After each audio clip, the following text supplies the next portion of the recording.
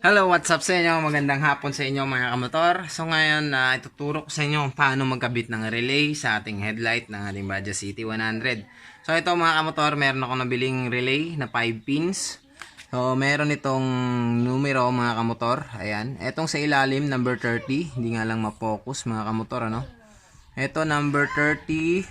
Tapos ito number 86. Ito number 85. Number 87. Etong nasa gitna mga kamotor, hindi na natin to gagamitin.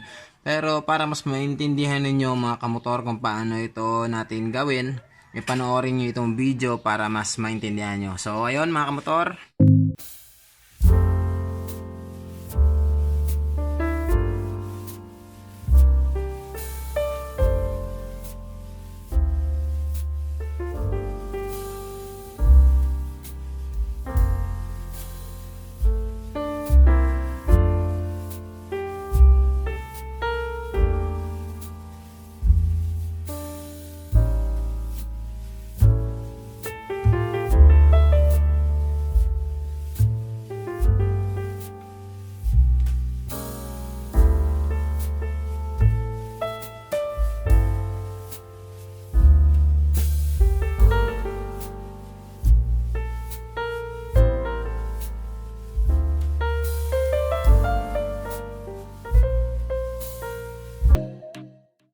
So ngayon mga kamotor, bakit nga ba kailangan ko maglagay ng relay sa ating headlight?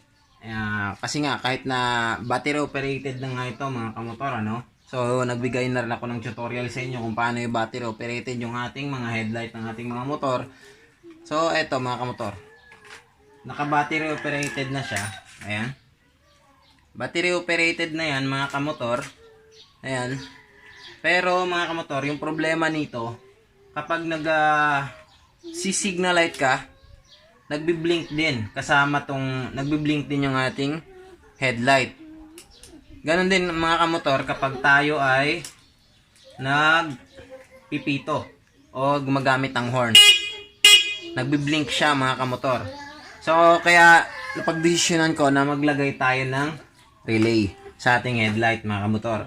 So pwede naman ninyong hindi lagyan ng relay ang inyong mga headlight mga kamotor. Depende naman sa inyo yun. Pero sa akin na nagbubiyahe ng malayo, kailangan ko maglagay ng relay. Kasi mahirap mga kamotor kapag nagtuturn o lumiliko ka, tapos nagsisignal light ka, tapos nagbiblink yung ilaw mo. So mahirap yung ganon. So para sa inyo mga kamotor, itong tutorial ko para mas maintindihan nyo. So babaklasin ko muna ang headlight, tsaka ako na sa inyo ipapaliwanag mga kamotor.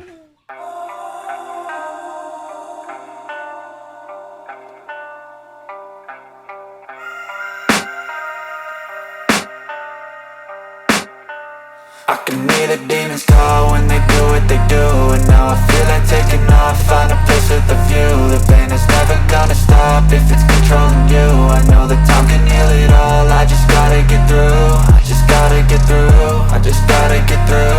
Cause I feel like taking off, find a place with a view. The pain is never gonna stop if it's controlling you. I know that time can heal it all, I just gotta get through. Sometimes I feel like all is lost, but I know it's not true. I wanna put up all my walls cause I'm not in the mood, but then I cut myself off from the rest of the room. I know that time can heal it all if you're patient and soon. It can all be worth it, all the searching. Pain is never really permanent, but damn it hurts man. I could feel all of the turbulence and it's concerning. I've been searching for a purpose, I hope it's worth it. This society is really trying me. Ain't no hide and seek, I hide to be far from anxiety. I need my space, I need my privacy. I need some silence, please, you're all too loud. You don't speak quietly, opinions violently thrown across every surface. It makes me nervous, is the world honestly burning? That's all I'm learning. Hope that we can make a turn and start reversing all our minds and put the work in. We got some work, man.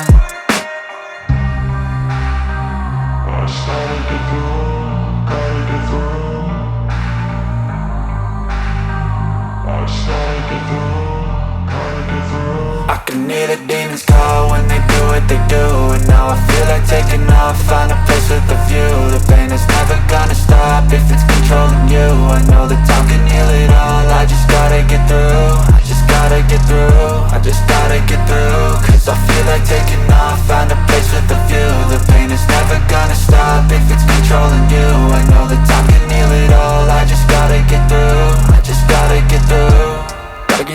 This life is a nuisance, tie up some loose ends. I try to be human, find a solution, my evolution. A place like this, it didn't exist, we made it like this. So you can go pick the bad or the good, got a glass halfway. I know, it's easier to hide than just to lay low. Not everyone in life has got a halo. I'm standing in the red inside a payphone. Just wanna break, no, I'm not gonna give in. Take a last shot, Michael J. Win. No, I'm not a robot, I'm in my own skin. Never get lost when thoughts pull you in. I miss the old you, we died with a purpose. All the energy around me felt nervous, scared I would pop off fast to the surface. Had to cut it off before you made me worthless. Torn apart, I've been torn and scarred. I had a given art, but now I'm thinking smart. I'm keeping up my guard, I'm hiding every card. A royal flush of left, you never know what's hard. With a back to the mat, gonna see where I'm at. I'ma fight like I'm mad, I'ma be something that they can never be me. Nice try, but they'll see I achieve everything while they stay salty.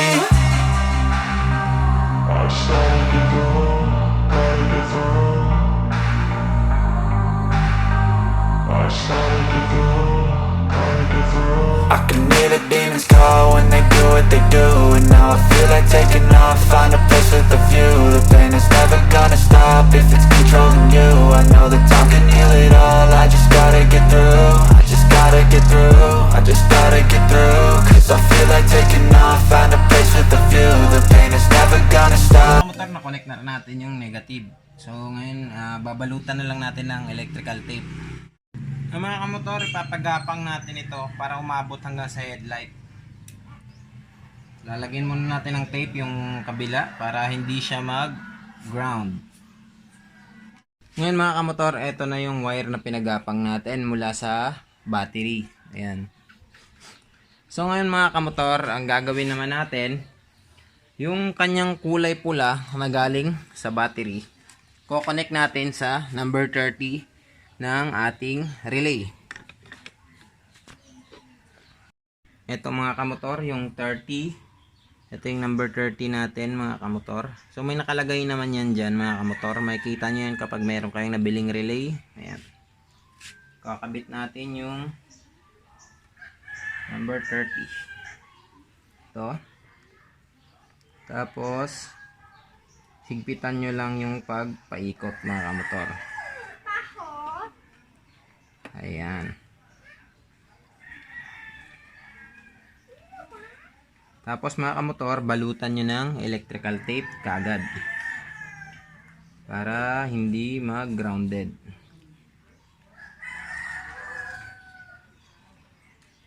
Kailangan mahigpit din yung pagkabalot nyo ng electrical tape mga kamotor kasi wala tayong ginamit na hinang. Pero okay lang yan mga kamotor. Basta higpitan nyo lang. So ngayon yung negative natin mga kamotor, hahanapin natin yung kanyang ground dito sa kanyang headlight. So yung ground nya syempre nandito yan. Tatanggalin lang muna natin ito. At syempre babalatan natin mga kamotor. So yung ground nito mga kamotor, etong yellow tsaka kanyang kulay black mga kamotor. Ito yan. Dito yan banda mga kamotor. Ito. Tatandaan nyo, yung kanyang kaputol nyan is yellow and black. Ito yung ground ng ating motor. So sa Raider 150 naman mga kamotor na grounds, yung itsura niya is kulay green. Ayan, kulay green yung grounds niya. So yung dalawa na to mga kamotor, ito is for high and low mga kamotor. So yung kanyang negative mga kamotor, o yung kanyang ground, yung papunta dito banda papunta sa ilaw, itong kulay green, idudugtong natin dito sa negative na galing sa battery. Ayan mga kamotor. So simple as that mga kamotor. So lalagyan natin ng wirings itong number 85. Ito na lang siguro, meron tayong mga maikling wires dito. Ilalagay natin sa number 85. Dito sa number 85. So makikita nyo naman yan mga kamotor. Isulat nyo nila sa papel para mas madali nyong matandaan mga kamotor. Itong isang wiring ilalagay natin sa number 85. Ayun. Higpitan nyo lang yung pagkalagay mga kamotor para hindi tayo magka short circuit or hindi ma-loss yung ating connection. Ayan. Tapos, syempre, lagyan natin ng electrical tape. Okay na mga kamotor, ano? So, dalawa na yung nalagyan natin. Yung number 30, nilagay natin sa positive ng battery. Yung number 85 ay inilagay natin dito sa kanyang ground. Tapos, yung kaputol naman ng ground na pinutol natin, yung papunta sa headlight, na papunta namang battery mga kamotor. Negative ng battery. Ito, kung nasusundan nyo mga kamotor, ano? Ayan. So, meron pa tayong dalawa. So ngayon mga kamotor, dito naman tayo sa positive ng ating motor. Positive na nagsusupply ng kuryente para sa ating high and low. So ito yon mga kamotor, yung kulay dilaw. Ito yon, yung kulay dilaw. Tapos ito yung kaputol niya mga kamotor. Ito, ayan. So pinutol natin siya dati mga kamotor kasi binattery operated yan natin yung ating Bajaj CT100. So, tatanggalin na natin siya dito. Tapos, dito natin i-connect yung isa nating wire, mga kamotor. Ayun. I-connect natin siya dito sa taas. Tapos, mga kamotor, ilalagay natin siya sa number 87 ng ating relay mga kamotor. I-connect natin siya sa number 87 mga kamotor. Ito yung number 87 nya. So dito natin i-connect yung number 87 sa number 87 yung isang wiring.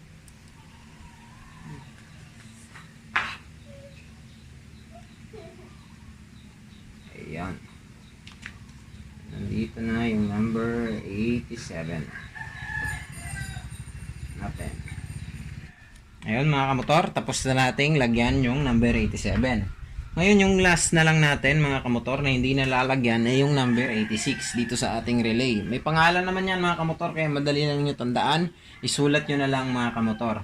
So yung number 86 natin mga kamotor, siyempre lalagyan din natin ng wirings.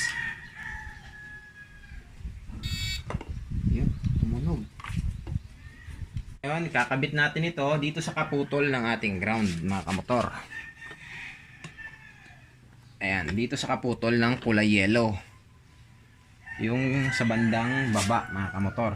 So, babalatan lang natin ito. Tapos i-connect natin yan. Ayun.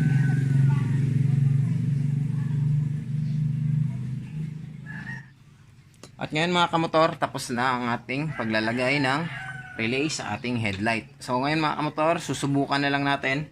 Tapos i-organize natin lahat ng wirings para hindi siya magulo mga kamotor, ano? So sana yung susundan nyo mga kamotor.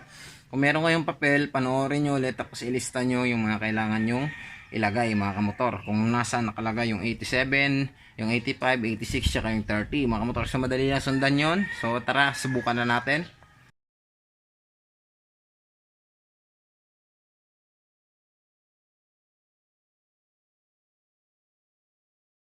Nga pala mga kamotor, kung gusto yung battery operated pa rin ng inyong motor, i-connect nyo pa rin siya dito sa kanyang brown wire. Ayan mga kamotor, i-connect nyo yung brown wire tsaka yung yellow wire. Connect nyo lahat itong apat. Isabay nyo lahat yung apat mga kamotor. Kung gusto nyo yung battery operated pa rin siya. Ayan mga kamotor. Ngayon mga kamotor, well organized na lahat, ano? Na-tape na natin.